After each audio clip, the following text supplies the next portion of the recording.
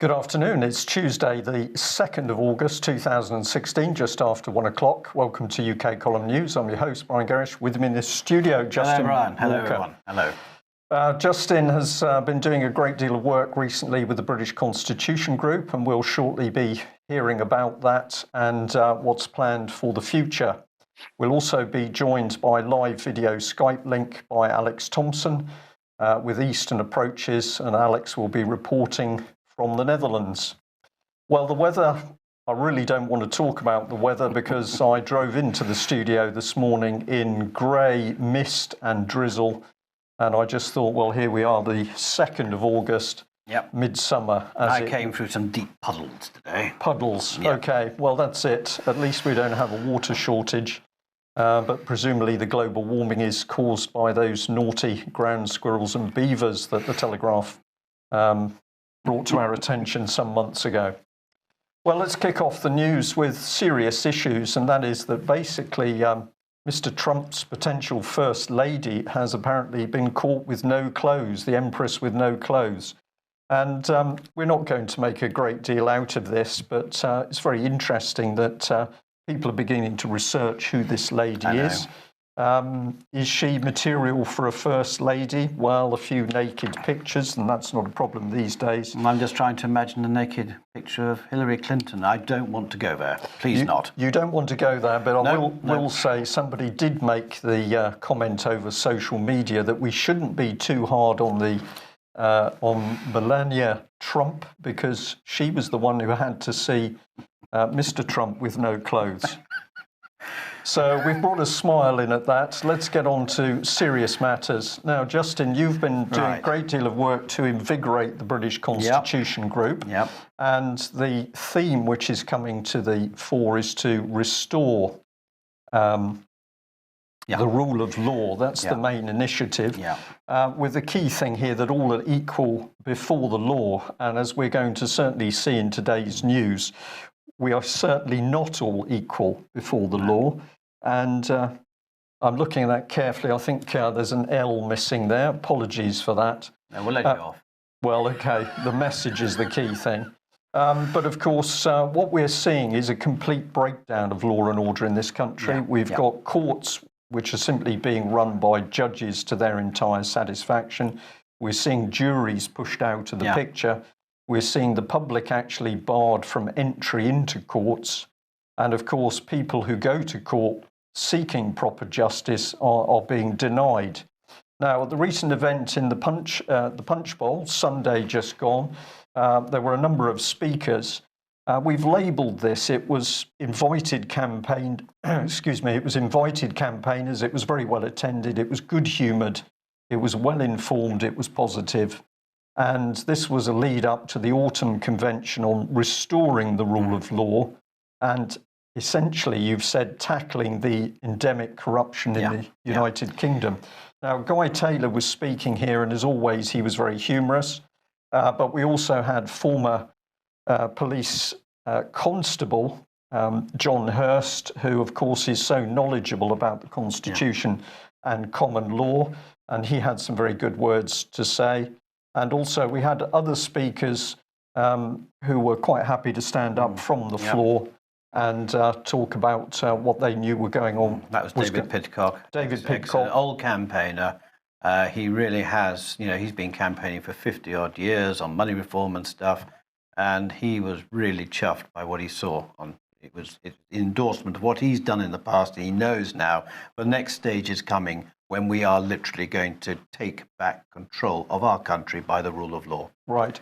So, Justin, for viewers, and particularly for new viewers and listeners, what is going wrong in the country at the moment? Well, what do you see the problem is? Well, when you talk to people like Guy Taylor and Tom, when you see people losing their homes with fraudulent and bogus paperwork, when you know that the country is experiencing appalling debt and austerity, and it's all a lie because the government can create, issue and control the amount of money needed for a happy, prosperous nation, where you look and you see party politics where basically not very nice people, shall we say, get to the top to run the country and decent people don't get a look in. and what we want to see are more independent MPs. So where we're looking, we are going to be confronting, for instance, we've got Magna Carta 1215. That is the base for all our constitutional rights, backed up by the Declaration of Rights 1689. But, you know, our constitution is a trial by jury constitution, and we should have courts where juries of ordinary, decent, reasonable people decide what's reasonable and unreasonable. We do not want judges acting as judges, a judge and jury. This is what's happening in the county courts. It's what's happening in the family courts. We used to have grand juries, but of course we've got magistrates now, so people are not getting justice.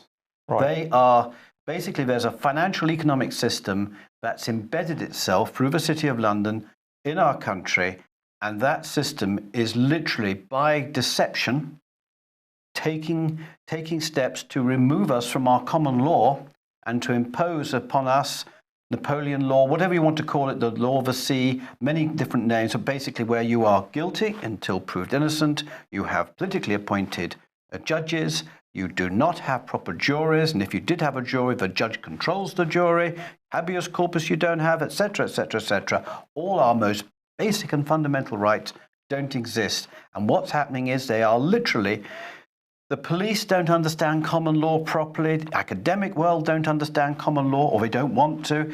So we've really got to educate people. And what we've discovered is there's a mass of people out there who, for the best reasons possible, are ignorant of the law, they're ignorant of what's happening to them. But when it comes to academia and, you know, economists and all the others, it is a poisonous cocktail of arrogance and ignorance together. Okay, let's just pause there. Alex, what's your view? Has Justin hit the spot with that? Is that what is going on in the country? Is there something else going on? Yes, Brian, that's exactly what is going on, and I see it in a kind of heightened way in that I follow through UK column and social media what people are saying about the exercise of law from my seat abroad. And also I see it through the eyes of being in the Netherlands, where they had, like all the Germanic countries, common law, trial by a jury of your peers, and Napoleon scrapped it all when he invaded the Netherlands in 1795, and the Dutch, in the biggest blunder they ever made, kept that system intact, even in even more pure form than France and Germany have. To the extent that when someone dies, they're not allowed to bequeath their house. A notary public has to sell it. And if a child wants to inherit the house, he has to buy out the other children's share of the compulsory purchase. And with all this stuff going on, people just assume that law is law and that the rule of law is much for muchness all over the Western world. And the Dutch have gone to sleep to the extent that if you talk to them about jury trials, they will say, well, who wants amateurs deciding on your case? It's so thoroughly been pumped into them that professionals need to run the law. As for academics, it's very convenient for them, and especially academic economists and treaty signing types like diplomats, very convenient if we have Napoleonic law, because the presumption in the treaties is always that each of the signatory states can force the authorities, including the police, who are held to be an arm of government, not of the people, can force the police to do certain things by state power. So, of course, common law is a great inconvenience, but it's we mustn't get tunnel vision about this. In all the English-speaking countries, common law is under threat through treason, but there are countries which have had horrendous tyrannical Napoleonic rule, several in Latin America and some of the Eastern European countries, which are bringing in jury trial and adversarial systems of evidentiary basis in courts. Mexico, Brazil, Russia even. So common law is not going to go away. And the wonderful thing about it, the best one-liner I've ever heard from John Hurst, is that you cannot abolish the common law. You can only dishonor it, and it will come back. Right, Alex, thank you very much for that. I've got to say, from personal experience of going into family courts, just horrific to see secret courts, no members of the public, no members of the press, and a single judge deciding on the fate of families and of children. And one of the court cases that I attended was remarkable in that a mother was going to appear in front of a jury. And what took place in Portsmouth was that she was encouraged to sign a document which basically was her admitting guilt. The basic charge was that she'd taken her child out of the country, breaching a care order. But she was encouraged to sign a document outside the court The judge then told the jury to read the document that she had signed and, quote, to go outside and come back with an appropriate judgment. And there was absolute silence in the court, stunned silence, as people tried to get their heads around what this judge was doing. But of course, what the judge was doing was directing the jury to find the mother guilty. And because jurors do not know their rights, they duly left the court. They returned about 12 minutes later, and their verdict was guilty. And the significance of that event was that the jury was absolutely prevented from hearing all of the background to this vile case where the state had once again taken a child. The jury were prevented from hearing that evidence. And of course, that was evidence which would have set precedents in a legal sense to help many other mothers and fathers who've had their children. So that's just one example. Could I also say that one of the most important things that juries are not aware of is the process of annulment by jury, because this is where the common law and the jury can prevent tyranny. Any statute, any rule of society passed by Parliament that a jury considers to be unjust, they can strike it off, they can strike it out. And that is a very powerful tool to prevent tyranny. And that's something the judges will not let the juries know, that they have that right to do that. Indeed. So we're focusing in very much on the state of our politicians. We've talked about parties, but of course the other people who are very, very powerful within the political system are the whips. And we know from Tim Fortescue, 1973 whip in Heath's time, that the whips were gloating that people who were abusing children came to them, but the whips fixed it. And why did they do that? Because, quote, from Mr. Fortescue on the BBC video, because the MPs would then do as they were asked from there on in. Yeah. So are you optimistic about what started to happen? I am extremely optimistic. In fact, I'm buzzing, and so is everyone else who was there buzzing. I mean, we were looking today that the number of people on Facebook who are members of the people representing the different groups on Sunday amount to more than 150,000 people. But we've got students. I mean, we're going to annul. I mean, student debts will be annulled by the use of the Bradbury. So think of the students who are coming on board. The elderly, the infirm, the people who are worried about their future. NHS. NHS. I mean, somebody came up to me on Sunday and said, Justin, get on with it. You're like a hot knife through butter. We can't lose. And we can't lose. But what we need now for decent people now, not to just be on the keyboard, but to actually get up and get out there, leafleting. What we're doing now is raising the money. We're going to be raising, and I said to people, we must be ambitious. Let's raise £1 million. Because to the political parties, £1 million is nothing. Absolutely. We have got to, the truth needs resources to get out there. So this is what we're going to be doing, big time. And we're having this convention in November, which is going to be very well attended, I'm sure. We're going to choose a venue that's something special to the Constitution itself. And I think this will be where we raise the flag. This is where we set the whole thing in motion. Okay, well, we've got lots more information to come up, and you're going to be joining me over the next few days, and we can talk about some of the reactions from our politicians. Let's move on to Brexit, and I was very interested to see this article pop up in the Daily Mail, and I'm just going to read a bit of the text that went with it. The quote on screen there is, "Nobody should be under any illusion about Jean-Claude Juncker's appointment of the inflexible, anti-British, arch-federalist Frenchman Michel Barnier as the EU's chief Brexit negotiator." In the article, it went on to say this, but then what better could we expect to Mr. Juncker, the swaggering, sneering, corrupt, boozed up former Prime Minister of Luxembourg?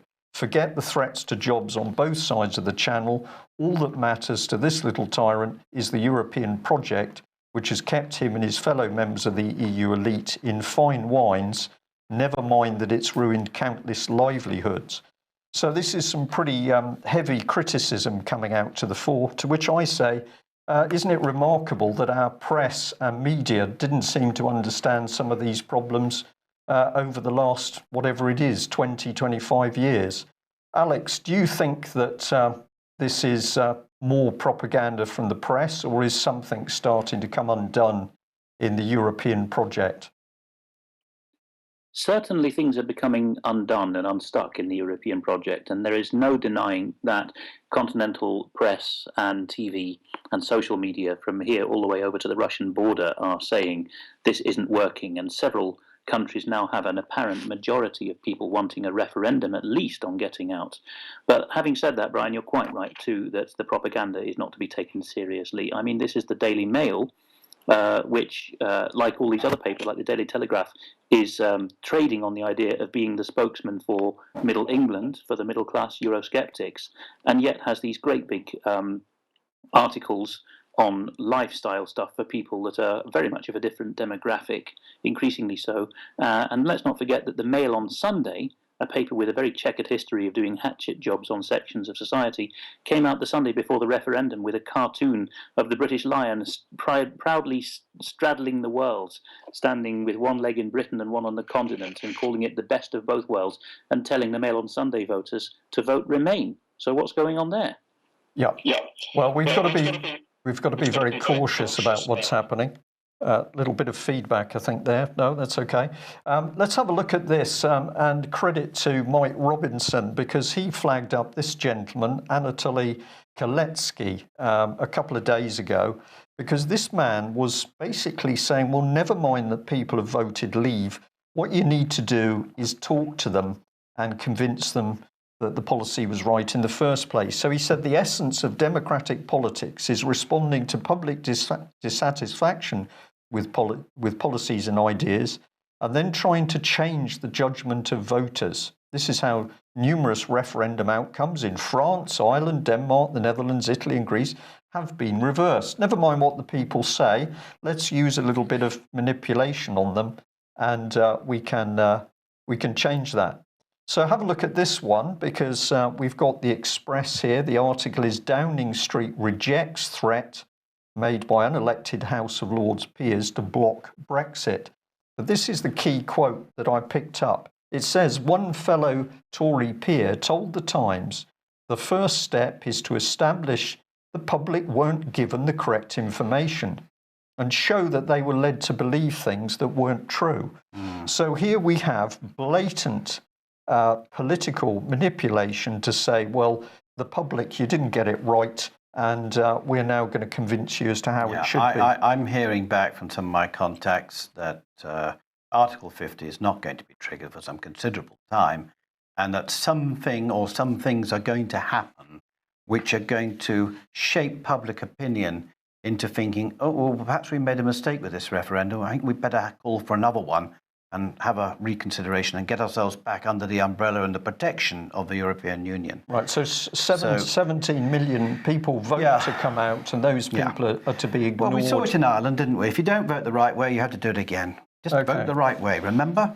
That's how it's done. I do remember. Yeah. Well, let's focus a bit on Theresa May, because, of course, this lady has been put forward as the new Iron Lady. So she's Mrs. Thatcher Mark II with her smart dresses and everything else. This is the lady that we should trust. And apparently they reject what the Lords are doing. Well, this is all smokescreen. The reality is this woman has done nothing to protect the vulnerable in our society. So I've put up a couple of examples, but Melanie Shaw, very brave child abuse whistleblower, Home Office repeatedly informed they did nothing, and of course Melanie's still in prison. We've got the police whistleblower, we've got the Docherty family, we've got hundreds of others. This lady is vicious in her put down of the weak and vulnerable. She's created a vast state spying system. She's been growing an ever greater force of armed police, and of course they are now starting to appear on Britain's streets. She's stalling Brexit in this never-ending dialogue. There's not a lot for us to trust about this lady, and in fact many people would say that she's pretty dangerous. Alex, you now look at Britain from a slightly distant position. What's your opinion of Theresa May and the policies that she's brought in? I do have to confess, it's hard to resist some kind of welcoming of some of her policies, in a sense, because she has got rid of some of the most egregious offenders of the last cabinet. Osborne completely out of the government, that awful Anna Soubry out of the government, the Baroness who said we must obey our MPs out on her ear. But on the other hand, this could be cold and calculating. You've always got to be sober in your judgment of politicians, haven't you? I mean, the Continentals are very quick to see a certain kind of image, especially a lady with Mrs. Thatcher. I mean, the term Iron Lady was coined by the Soviets, not by us. And they think, oh, this lady is going to give us a right handbagging. And so I think that kind of image is deliberately being inflated now for Theresa May. And people are perhaps reveling, her supporters, in the idea that she's really tough and no nonsense. And more down to earth than Cameron. So there's obviously these planted stories about how she's getting rid of government profligacy and being a more humble kind of leader. But no, you have to look at the people behind her.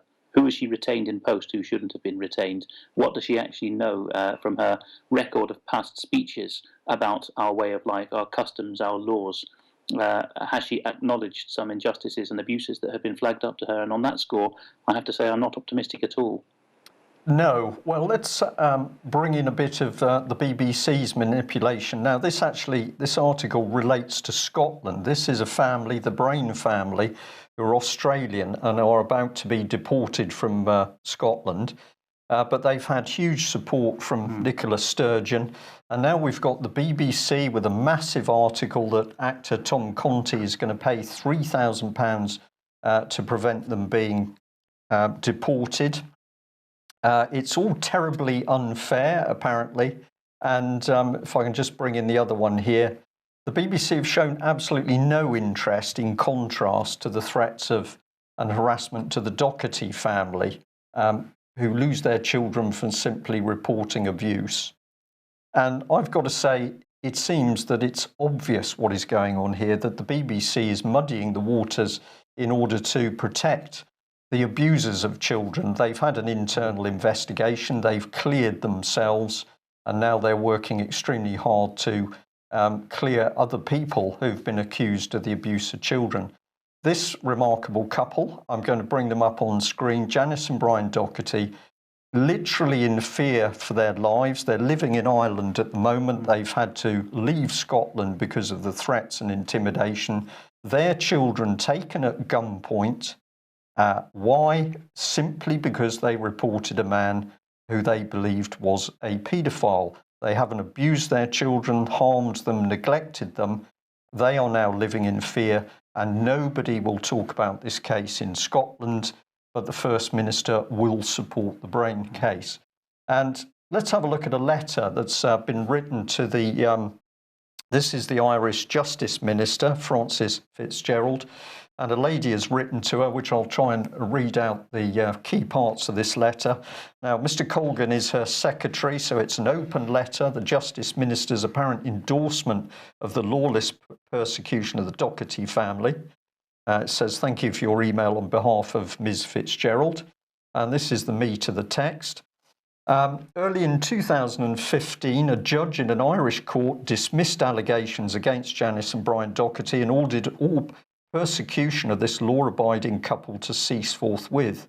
In addition, the same judge ruled that the notes from Police Scotland, on which allegations against the Dochertys were based, were without merit and should not be used to renew actions against the family either immediately or at some future date. This judgment, which has not been superseded by any other, continues to be utterly disregarded.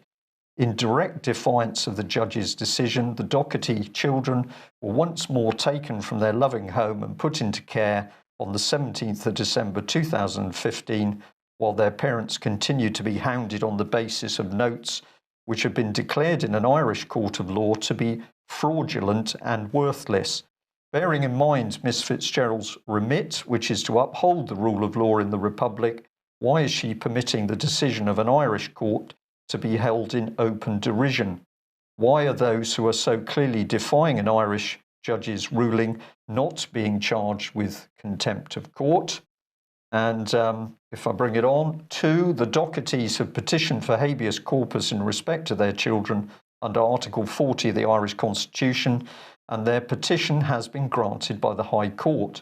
Yet this petition is being ignored. Bearing in mind Miss Fitzgerald's remit, which is to uphold the rule of law in the Republic, why is she not ensuring that this fundamental provision of Irish law and the independent decision of the High Court in the Docherties' favour are respected? Please note, Miss Fitzgerald is not being asked to arrest members of the Garda or to intervene in an individual case. She is simply being requested to uphold judgments which have already been lawfully made by those appointed to do so. As things stand, a reasonable person can only conclude that the Justice Minister is uninterested in fulfilling her primary duty, which is to ensure that the rule of law is impartially maintained. Now, with just a quick comment, Justin, this is exactly what you're getting at. This is what I'm saying. Where is a jury in all of this? Where are, if the ordinary, decent, reasonable people held a Dochertys case, then the real perpetrators and the wrongdoers would be called to account immediately. So where is the jury in all of this? No jury, because it's a family court hearing. So we simply have a closed court, a star chamber, It's in fact. wrong. Which is just run by a jury. And now we can see where that leads us. And as UK Column has been warning and warning over many years, we are now at the state, literally in the state, where government can say, we are going to take your children. You can complain if you like, but then all doors are simply shut in your face. Now, the BBC, of course, does not want to talk about the Docherty case, but what are they getting very upset about? Well, Lord Janner. So we've now got a major article, and it's going to be followed by interviews with his daughter, who says that basically the whole thing against her father is an outrage. It's attacking a corpse, I think she says. The BBC is literally starting the spin to protect the establishment. They will not report on Holly Gregg. They won't report on the Dochertys.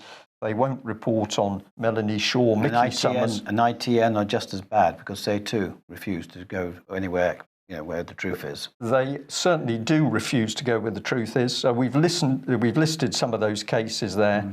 And we have a BBC which is then exposed as having paedophiles in their organisation, but they run an investigation to their entire satisfaction and then say, well, there isn't a problem.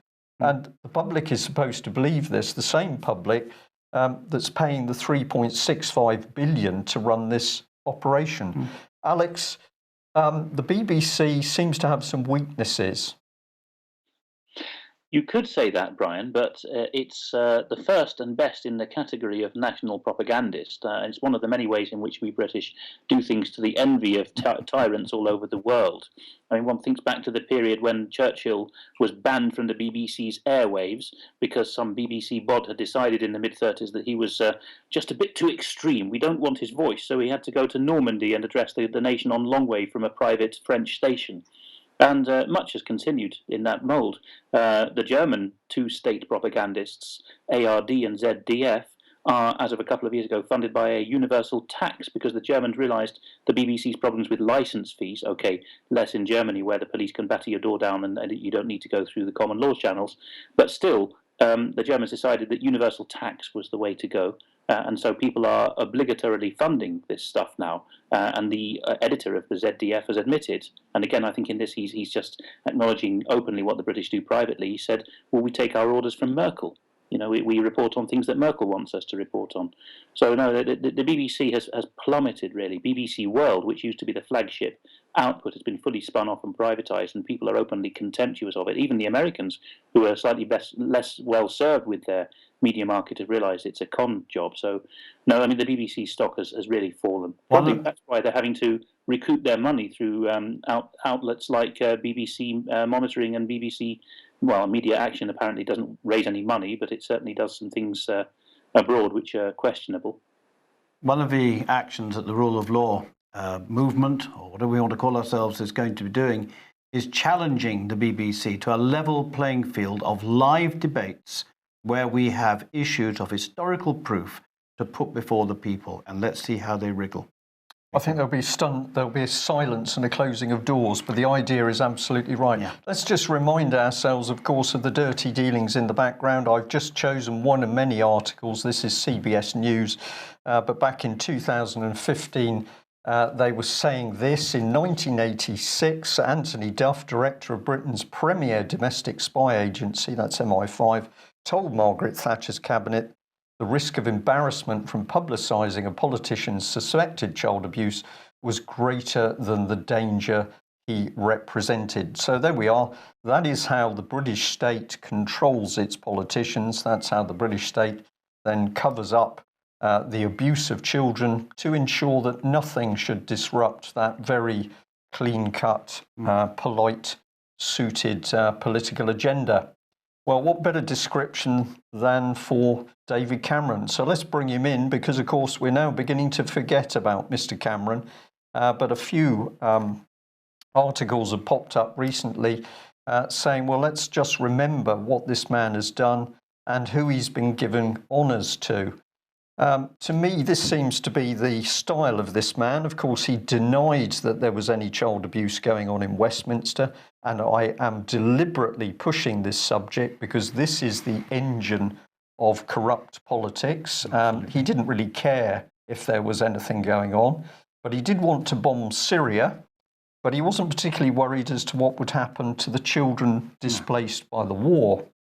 And we're now at the stage where European agencies are saying a mere 10,000 migrant children are missing.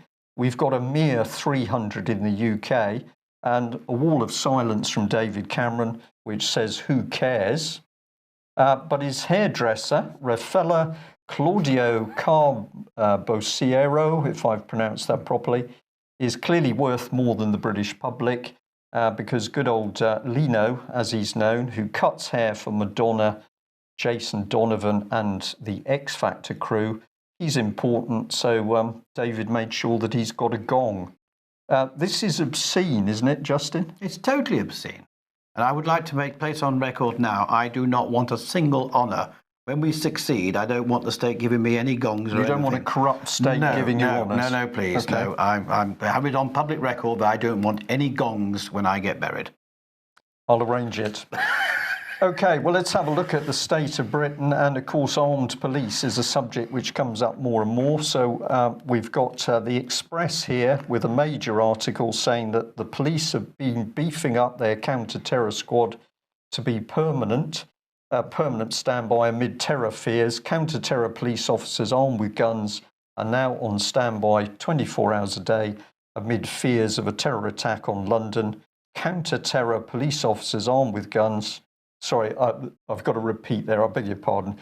So basically, we're saying that these police are there full-time. Armed police have now been brought onto the street. No parliamentary debate whether we wanted a complete change in our policing system. And problem, reaction, solution. They've done it, and this is where the rule of law, the people, the 99.9% of the people have got to wake up, ask the right questions, confront our decision makers, and we have got to stop this. Otherwise, we will be living in George Orwell's 1984. Bottom line, the cell door is about to shut. It's time for action. It's time for action. And let's see how this progresses. And we're going to pass this over to Alex in just a few moments. But an article here from the New York Times. This was from a little while ago, but it was a very good article. And it was saying what is really going on in France now, because they're on the limits of liberty, equality and citizenship.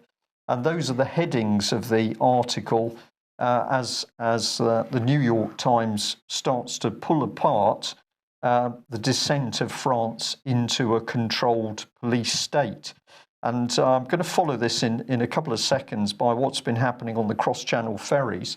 But Alex, this situation in France has been renewed, hasn't it? So effectively, we've got France no longer a democratic nation, but what? A dictatorship or a police state? How would you define it? I think police state is a fair description. The 3-month state of emergency provision has been rolled over, if I'm not wrong, 3 times now, with a convenient excuse, either an attack or a major sporting event, each time just before the 3 months elapses. So we've spent pretty much the whole of 2016 in a state of emergency, and it bears repeating that that state of emergency involves police chasing you through the streets, shouldering your door down in the middle of the night, and also breaking up meetings of more than 3 people on the street. Not even a whole family can walk together without risk of being approached by a police officer. So now, civil liberties are on very thin ice in France. But then, since their revolution and their liberté, égalité, fraternité idea, the whole point has been that the people award themselves liberties, and their representatives can take those liberties away again. So it's hardly surprising. I mean, France, just before the revolution in the mid-18th century, was the land that produced the greatest political philosopher of all time, Montesquieu, who wrote in L'Esprit des Lois, The Spirit of the Laws, a book which investigates the spirit behind each country's constitution, says that constitutions have a limited shelf life if they're man-made. Common law isn't. It's universal and timeless principles. But if a country decides to bring in a tyrannical or liberty-like constitution, it's going to expire in the fullness of time. Right. So if we follow things through, we've got major changes to the constitution of this country which are creeping in. They're not being openly debated. They're creeping in. We've got a neighbour that we've gone into a 50-year military pact with, France, that is, you've described as a police state. And now we can see some joining of the issue. Let's have a look at this. This is the cross-channel ferries.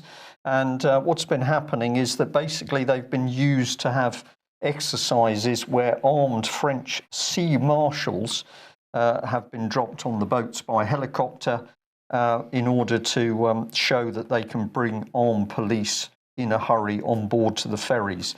And this is a quote from the article itself. The exercise brings the reality of armed sea marshals, they mean permanent sea marshals, a step closer. So you're not even going to be able to get on board a ferry now and relax without seeing, it would appear, armed police walking around. And one of the things I can say is there's nothing more dangerous than small arms inside a ship because of the risk of ricochets. Police with weapons at sea in confined spaces, I think I'd be particularly worried. Well, if we stay with the maritime theme, let's bring in this, because it appears that it's only Russia today that's really talking about the fact that China's been holding massive military exercise in the East China Sea. Apparently it's involved hundreds of ships and submarines from all 3 fleets of the People's Liberation Army. And according to the Russia Today report, it's being held to prepare for sudden, cruel and short modern war. So they've had a mere 300 ships. Remember what we've been talking about, the Royal Navy at the moment. 66 ships, and 33% of our capital ships are not fit for action.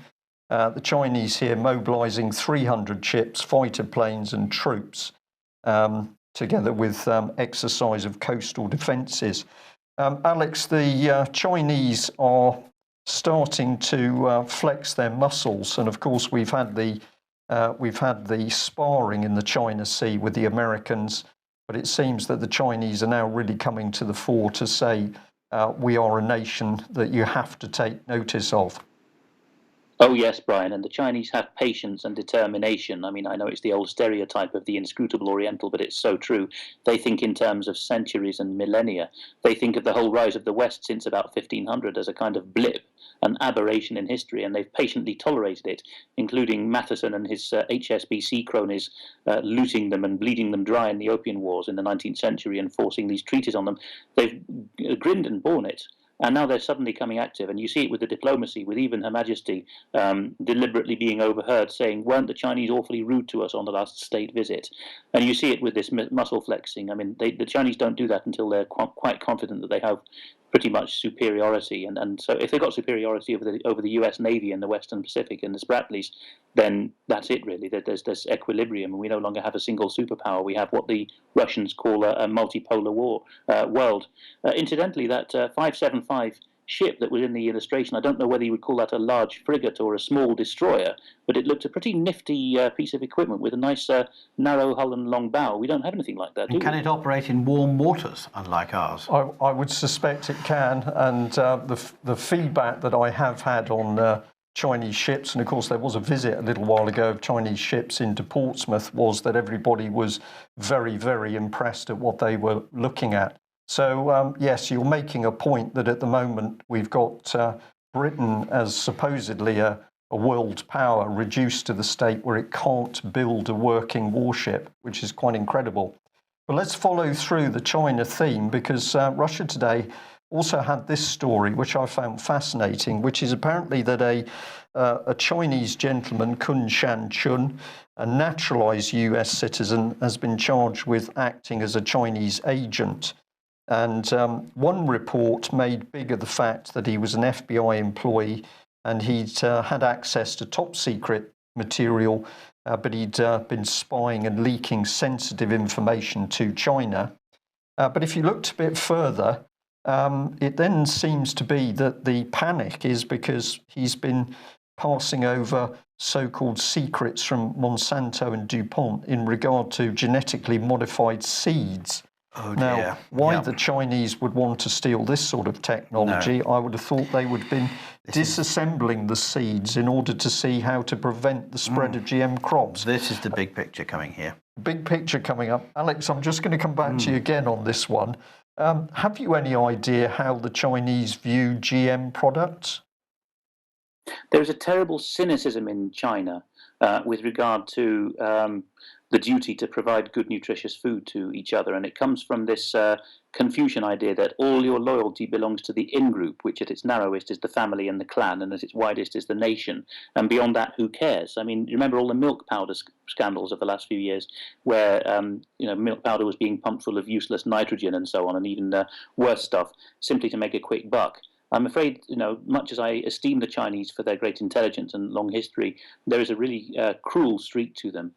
Who gives a toss, basically, is the attitude. So I can well imagine that some money-making gentlemen and consortiums in China, who may well be in with the party at regional or national level, would be quite willing to do a quick bootleg of GM technology in order to sell the lesser nations that surround them in the Chinese view, the vassal states of Asia, to sell all that lot's food that will, and Africa. Find a big buck. There's not what they lack, being atheist stroke Confucian with a few Christians latterly and a Muslim West and a Buddhist North. What they lack is the hardcore Satanist agenda that all the Western countries are afflicted with people at the top of the pyramid cackling and wishing us all to die painfully. The Chinese don't have that, thank God, and like the Russians, they're rather horrified that we're run by an elite that is like that, a super elite, I should say, not a huge number of them. But that doesn't mean that the Chinese are cuddly. Okay, well, if the Chinese are not cuddly and they've still got a party which is a communist party, we'll just briefly remind ourselves that it's remarkable that the Chinese should be invited in by the Conservative government to build our power stations. So we've now seen the Chinese operating in the eastern China Sea. We see the concerns in America that this nasty communist country is stealing state secrets. And yet the British government has seen fit to say, well, let's bring in the Chinese to help fund Britain's strategic infrastructure. And of course, nuclear infrastructure has got to be some of the most sensitive there is. So we've now got Theresa May, we're supposed to believe, is delaying the Hinkley Point plant due to concerns over the Chinese stake. And I'm just going to bring this up. We showed it a few days ago. We had this statement here from EDF. So we are faced with the challenge of developing a new supply chain and rebuilding the UK's nuclear construction capability. EDF is the French government, and the French government was working with the communist Chinese government. So apparently all of these politicians were completely unaware of the fact that China is still seen as a hostile nation. Alex, do they think that the public is entirely stupid? Or what is it with these people? Is it sheer arrogance? Do they think they can't be seen? How can they get away with this? Well, I went to school with the children of some of those politicians on screen, or very much others of their ilk, and the children were nice enough. But if Daddy came to collect them, you could hear the kind of things they were muttering, and especially the Tory grandees, I have to say, with the champagne socialists of Labour in close second, they really don't care a fig for the common man. If you look at Gordon Bowden's material, you will see how, particularly in this area of oil, gas mining, nuclear fuel, where Britain and France have very closely overlapping corrupt elites. Think of Anne Lauvergeon, for example, who was at Arriva, the French nuclear fuels people, until a few years ago. There is very much an attitude of, launder your money through these outfits, retire from politics to get a plum appointment with these people and operate internationally. Africa is the backyard, but the waste dumping is often done in Europe itself. And yes, particularly the provincials. I mean, in Gordon Bowden's material, Anglesey and other far-off places in Britain are regarded as suitable to dump the waste. So we really are being treated like provincials and twits, I have to say. The French press, probably because the French people are much more used to elite rule, the French press is a little more on the ball.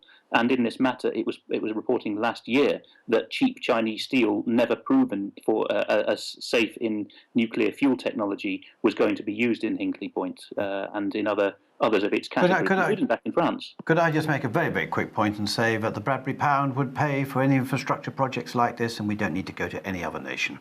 Indeed.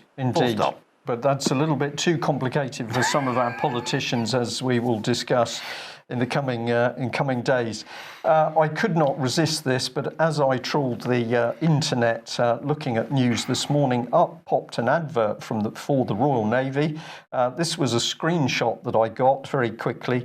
I've said here that it was RN recruiting video that was just too accurate, because it said, would you like to join the Royal Navy because you can learn how to fix Type 45 destroyers.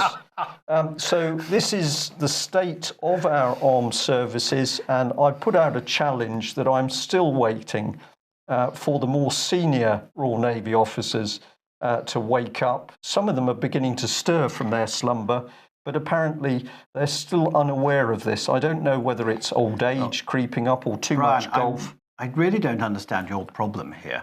You know that the mindset in government likes wind power. We've still got HMS Victory. I'm sure we can chop a few oak trees down and make a few more warships. Environmentally friendly. And I'm sure they could take to hot water like a duck to water, you know.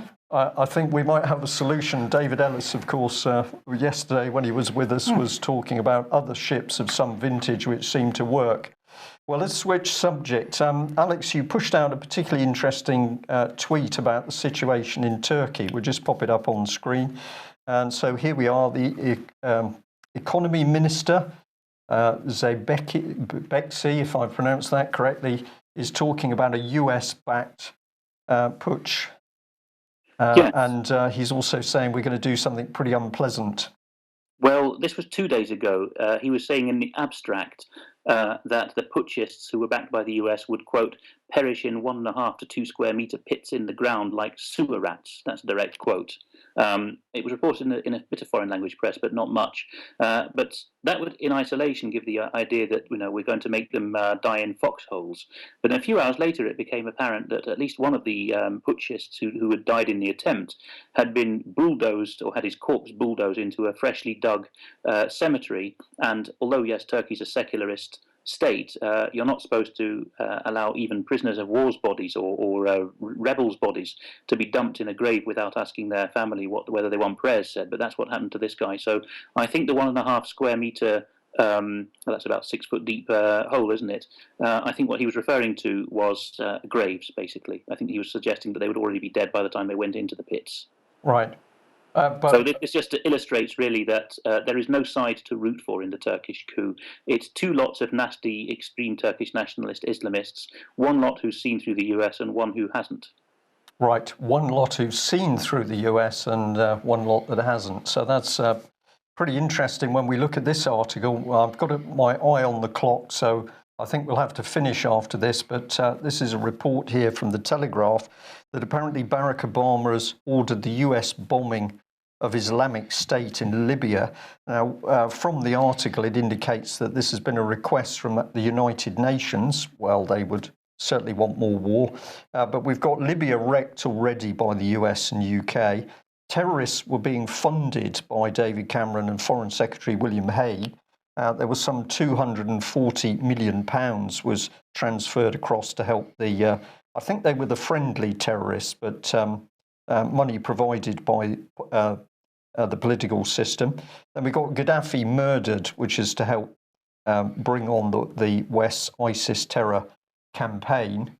We've had the political charity Common Purpose paid by the EU to reframe the public sector in Libya. And what have we got? Chaos to deliver more terrorist threats. So I'm going to say, just end us there, Alex, if you will. What is going on? They just Libya has been smashed to pieces, but they just seem to want to stamp on the country. Now it's down. I think Libya was more than this cabal could chew when they bit it off, because they were used to dealing with core Near Eastern countries which have a strong sense of statehood and cohesion. And before that, Yugoslavia or Serbia was the first targeted in this wave. And all these countries could, have their infrastructure bombed to the Stone Age and then get up again. And, they were forced to reorder their parts from the West, and that's why the bombing was done. But they did it, and they pulled together in the same way as the Germans and all the occupied countries did in the rubble after 1945, or during 1945. But what has happened this time is Libya is half Arab and half African. And the country's fallen apart at the seams. It's tribal. This nasty ISIS lot in Libya that you were talking about were entertaining themselves by making the black captives dance like monkeys. This is how backward these people are. And Libya doesn't have that national cohesion. So it's requiring extra effort, because it would be all too embarrassing and all too obvious if the country remained in pieces for years. Can I just quickly say that Gaddafi practiced national credit, and that was one of the main reasons why he had to be brought down.